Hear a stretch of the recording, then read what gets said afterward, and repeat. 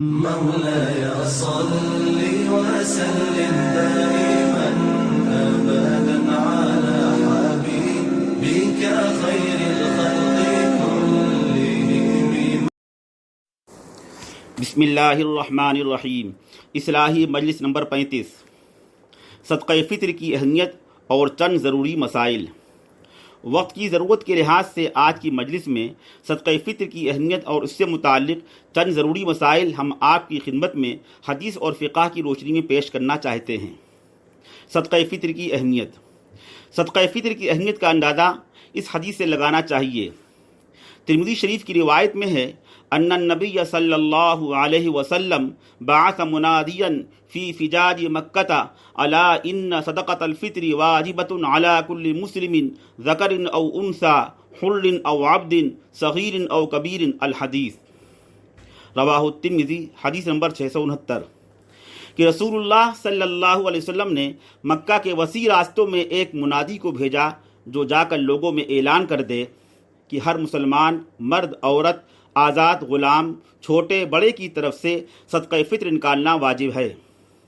رسول اللہ صلی اللہ علیہ وسلم کے اس طرز عمل سے کہ آپ نے ایک منادی کو بھیج کر لوگوں میں اس کا اعلان کرایا، اس سے صدقہ فطر کی اہمیت کا اندازہ لگانا چاہیے، جبکہ دوسرے احکام میں آپ نے ایسا نہیں فرمایا. اس حدیث سے ایک بات یہ بھی معلوم ہوتی ہے کہ آپ مسائل اور احکام کی تبلیغ کے لیے بھی لوگوں کو بھیجا کرتے تھے. صدقہ فطر کا فائدہ. حضرت جریر رضی اللہ تعالیٰ عنہ فرماتے ہیں کہ رسول اللہ صلی اللہ علیہ وسلم نے ارشاد فرمایا کہ رمضان کے روزے آسمان اور زمین کے درمیان معلق رہتے ہیں، یعنی بارگاہ خداوندی میں اوپر نہیں پہنچتے جب تک کہ صدقہ فطر ادا نہ کیا جائے. الترغیب والترہیب للمنذری. حدیث نمبر 1612. حضرت عبداللہ ابن عباس رضی اللہ تعالیٰ عنہ کی روایت میں ہے کہ صدقہ فطر سے روزوں کی تطہیر ہو جاتی ہے، یعنی فضول باتیں، فضول کام اور ناشائستہ حرکتیں جو روزے کی حالت میں ہو جاتی ہیں، صدقہ فطر سے ان سب کی تلافی اور کفارہ ہو جاتا ہے اور مسکینوں کو کھانے کو مل جاتا ہے. رواہ ابو داؤد. حدیث نمبر 1609. فائدہ. اس سے معلوم ہوا کہ روزے کی حالت میں جو گناہ سرزد ہو جاتے ہیں، مثلا بد نگاہی وغیرہ، صدقہ فطر سے روزوں کو پاک کر دیا جاتا ہے. لیکن واضح رہے کہ صدقہ فطر سے ان گناہوں کی تلافی اور کفارہ نہیں ہوتا جس کا تعلق حقوق العباد سے ہے، مثلا غیبت، چغلی، ظلم، خیانت وغیرہ، کہ صدقہ فطر ادا کرنے سے بھی یہ گناہ معاف نہیں ہوگا اور روزوں میں پاکیزگی نہیں آئے گی. ان گناہوں کا کفارہ تو صرف یہی ہے کہ بندے سے معاملہ صاف کر کے معافی تلافی کرے، اس کے بغیر کسی عبادت سے بھی یہ گناہ معاف نہیں ہوگا. فائدہ. اس حدیث کی شرح میں حضرت ملا علی قاری رحمۃ اللہ علیہ نے تحریر فرمایا ہے کہ روزے کی حالت میں لغو اور بیہودہ حرکتوں سے روزوں میں جو خرابی آ جاتی ہے اس کی تلافی اور پاکیزگی مالداروں کے لیے تو صدقہ فطر سے ہوگی، لیکن غربا، فقراء اور مسکینوں کے روزوں میں جو خرابی آ جائے گی بغیر صدقہ فطر ہی کے اللہ تعالیٰ محض اپنے فضل و کرم سے ان کے روزوں کو پاکیزہ بنا دے گا اور قبول فرما لے گا. اس سے فقراء کی اہمیت اور فضیلت معلوم ہوتی ہے. مرقات شرح مشکات صفحہ 285 جلد نمبر 4. لیکن غریب اور مسکین جن پر صدقہ فطر نکالنا واجب نہیں، اگر وہ بھی نکال دیں گے تو ان کے حق میں بہتر ہوگا. مسند احمد کی روایت میں ہے وَأَمَّا فَقِيرُكُمْ فَيَرُدُّ اللَّهُ عَلَيْهِ أَكْثَرَ مِمَّا أَعْطَى. مسند احمد صفحہ 432 جلد نمبر 5. یعنی اگر فقیر غریب بھی صدقہ فطر نکالیں گے تو اللہ تعالیٰ اس سے زائد ان کو واپس کر دے گا. حضرت ملا علی قاری رحمۃ اللہ علیہ نے صدقہ فطر کا ایک فائدہ یہ بھی تحریر فرمایا ہے کہ اس سے اعمال کی تطہیر اور نفوس کا تزکیہ بھی ہوتا ہے، یعنی اصلاح باطن کے لیے بھی یہ مفید اور معین ہے. مرقات شرح مشکات صفحہ 279 جلد نمبر 4. صدقہ فطر کس پر واجب ہے؟ عام طور سے لوگ یہ سمجھتے ہیں کہ جس پر زکوٰۃ واجب ہے اس پر صدقہ فطر بھی واجب ہے، زکوٰۃ واجب نہیں تو صدقہ فطر بھی واجب نہیں، لیکن یہ بات صحیح نہیں. زکوٰۃ کے واجب ہونے کے لیے ضروری ہے کہ بقدر نصاب سونا چاندی یا اتنی رقم یا مال تجارت ہو تب زکوٰۃ واجب ہوتی ہے، اور صدقہ فطر واجب ہونے کے لیے مال تجارت یا سونا چاندی اور نقدی رقم کا ہونا ضروری نہیں، بلکہ ہر وہ شخص جس کے پاس اس کی ضروریات زندگی سے زائد جو بھی سامان ہو، جس شکل میں بھی ہو، خواہ پلاٹ، مکان، گھریلو سامان، جو کچھ بھی اس کی ضرورت سے زائد ہو، ان سب کی مجموعی قیمت اگر نصاب کو پہنچ جاتی ہے، یعنی 612 گرام چاندی کی مالیت کو پہنچ جاتی ہے، تو شریعت کی نگاہ میں ایسا شخص صاحب نصاب ہے، اور ایسے شخص پر مال تجارت اور نقدی رقم یا زیور نہ ہونے کی وجہ سے اگرچہ زکوٰۃ واجب نہیں، لیکن شریعت کی نگاہ میں چونکہ یہ شخص صاحب نصاب اور مالدار ہے، لہذا اس پر صدقہ فطر اپنی طرف سے اور اپنی نابالغ اولاد کی طرف سے نکالنا واجب ہے۔ نیز قربانی کے ایام میں قربانی کرنا بھی اس پر واجب ہے، اور ایسے شخص کے لیے زکوٰۃ لینا اور کھانا جائز نہیں، کیونکہ یہ صاحب نصاب ہے۔ شامی تحتاوی علی مراقی الفلاح، صفحہ 394۔ صدقہ فطر نکالنے کا وقت۔ رمضان شریف شروع ہو جانے کے بعد کسی وقت بھی صدقہ فطر نکالا جا سکتا ہے۔ رمضان شریف سے پہلے نکالنا بھی جائز ہے، تحتاوی علی مراقی الفلاح، صفحہ 395۔ لیکن اس کا بہتر وقت یہ ہے کہ عید الفطر سے ایک دو روز قبل نکالا جائے۔ بخاری شریف کی روایت میں ہے، کانوا یعطون قبل الفطر بیوم او یومین، یعنی صحابہ کرام عید الفطر کے ایک دو دن پہلے ہی صدقہ فطر نکال دیتے تھے۔ علامہ ابن حمام رحمۃ اللہ علیہ فرماتے ہیں کہ ظاہر بات ہے کہ صحابہ کرام رسول اللہ صلی اللہ علیہ وسلم کی اجازت کے بعد ہی ایسا کرتے ہوں گے۔ فتح القدیر، صفحہ 232، جلد نمبر 2، مرقات شرح مشکات، صفحہ 282، جلد نمبر 4۔ بخاری و مسلم کی دوسری حدیث میں ہے، رسول اللہ صلی اللہ علیہ وسلم نے عید کی نماز سے پہلے صدقہ فطر نکالنے کا حکم دیا۔ بخاری شریف، حدیث نمبر 1503۔ یعنی یہ اس کی آخری حد ہے۔ عید کی نماز کے بعد اگر صدقہ فطر نکالا جائے گا تو اگرچہ ادا ہو جائے گا، لیکن صدقہ فطر کے فوائد اس کو حاصل نہیں ہوں گے۔ رسول اللہ صلی اللہ علیہ وسلم نے ارشاد فرمایا، من اداہا بعد الصلاة فہی صدقۃ من الصدقۃ، رواہ ابو داود، حدیث نمبر 1609۔ یعنی عید کی نماز کے بعد جب صدقہ فطر ادا کیا جائے گا تو یہ عام صدقات کے مثل ہوگا، یعنی صدقہ فطر کی خصوصیات اور فضائل اس کو حاصل نہیں ہوں گے۔ بہتر طریقہ یہ ہے کہ عید الفطر سے چند روز قبل ہی مستحقین تک پہنچا دیا جائے تاکہ وہ ضرورت کے موقعوں میں استعمال کر سکیں۔ فائدہ: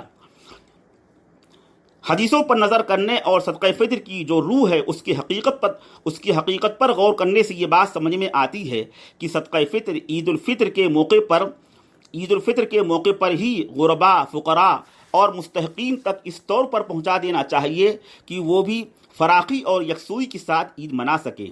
لہذا صدقہ فطر کی رقم اگرچہ رمضان ہی میں دے دی جائے، لیکن ایسے اداروں یا مدرسوں میں جہاں عید کے ایک عرصے کے بعد اس کے استعمال کی نوبت آئے گی، ایسا کرنے سے اگرچہ صدقہ فطر ادا ہو جائے گا اور ایسا کرنا جائز بھی ہے، لیکن صدقہ فطر کی روح اور شریعت کی حکمت اور مصلحت کے خلاف ہے۔ اس لیے کوشش یہی کرنی چاہیے کہ عید کے موقع پر اپنے ہی علاقے کے فقراء اور محتاج اور رشتہ داروں وغیرہ کو یہ صدقہ پہنچا دیا جائے۔ واللہ عالم۔ مستفاد از مرقات شرح مشکات، صفحہ 283، جلد نمبر 4۔ صدقہ فطر کس چیز سے اور کتنا نکالا جائے؟ بخاری، مسلم، ترمذی کی روایت میں ہے کہ صدقہ فطر 5 چیزوں سے نکالا جا سکتا ہے: گیہوں، جو، کھجور، کشمش، پنیر۔ بخاری شریف، حدیث نمبر 1506۔ حدیثوں میں اس کی مقدار بھی بیان کی گئی ہے کہ اگر ان چیزوں سے صدقہ فطر نکالا جائے تو 1 سا نکالا جائے، سوائے گیہوں کے کہ اس میں نصف سا نکالا جائے گا۔ چنانچہ ابو داود اور نسائی کی روایت میں ہے، فرض رسول اللہ صلی اللہ علیہ وسلم هذه الصدقة صاعا من تمر او شعیر او نصف صاع من قمح، الحدیث، رواہ ابو داود، حدیث نمبر 1622۔ اور طحاوی شریف کی روایت میں ہے، اور نصف صاع من بر، طحاوی شریف، حدیث صفحہ نمبر 269، جلد نمبر 1۔ خلاصہ یہ کہ گیہوں کے علاوہ کھجور، کشمش، جو، پنیر سے اگر صدقہ فطر نکالا جائے تو 1 سا نکالا جائے گا، اور گیہوں سے نکالا جائے تو نصف سا۔ بعض روایات میں کشمش کے متعلق بھی نصف سا کا تذکرہ ہے، اور امام ابو حنیفہ رحمۃ اللہ علیہ کی ایک روایت بھی اس کے مطابق ہے، کما فی المرقات، صفحہ 283، جلد نمبر 4۔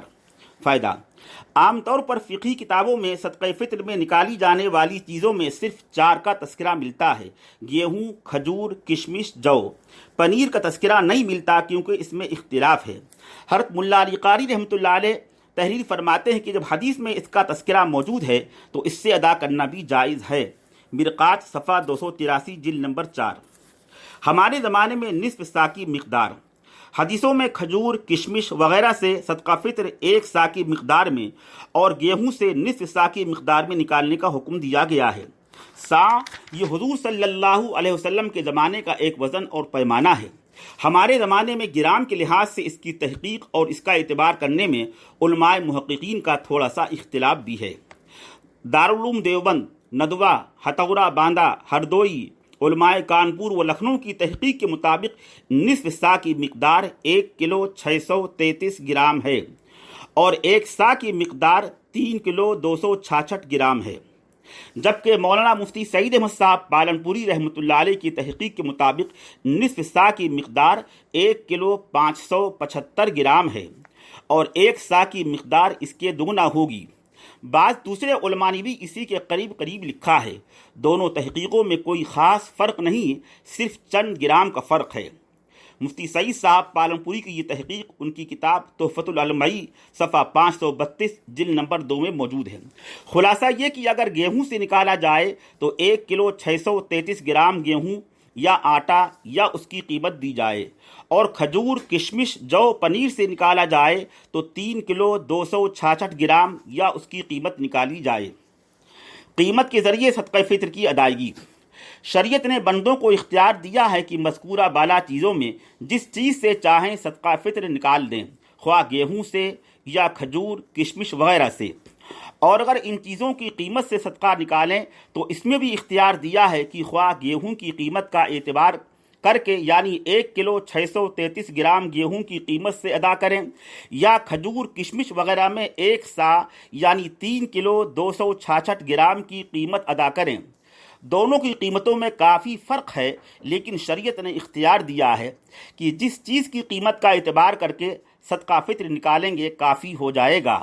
اور خود کھجور وغیرہ کی قیمتوں میں بھی کافی فرق ہوتا ہے، بعض کھجور سستے اور بعض بہت گراں ہوتے ہیں۔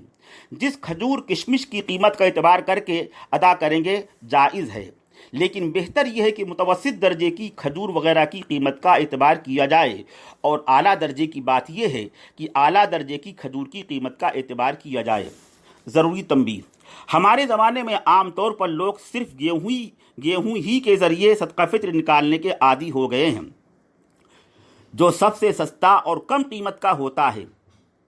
جائز اگرچہ یہ بھی ہے، لیکن رسول اللہ صلی اللہ علیہ وسلم اور صحابہ کرام کی عادت شریفہ یہی تھی کہ وہ اکثر کھجور، کشمش وغیرہ سے صدقہ فطر نکالتے تھے۔